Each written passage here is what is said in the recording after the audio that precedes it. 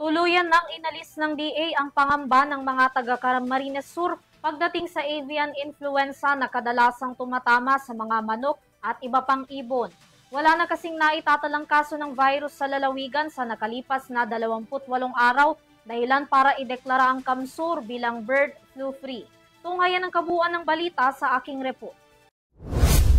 Idineklara na ng Department of Agriculture o DA na bird flu free ang buong lalawigan ng Camarines Sur matapos ang 5 buwan ng unang makapagtala ito ng highly pathogenic H5N9 bird flu virus.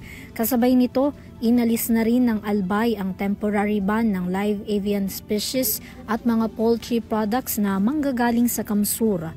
Ayon sa DA, wala na silang naitatalang mga aktibong kaso ng sakit sa nakalipas na 20 araw. Resulta ito ng mas pinaigting na surveillance campaign sa lalawigan.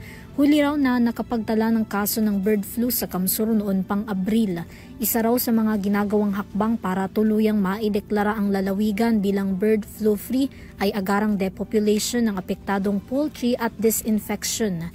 Sa kabila nito, tuloy-tuloy pa rin daw ang ugnayan ng DA at Bureau of Animal and Industry o BAI sa Camsur para tuluyang mabantayan ng sakit nang hindi na muli pang makapaminsala pa sa mga poultry farmers. Para sa EuroTV News, Vanessa Cleofas sumasaludo sa bawat Pilipino.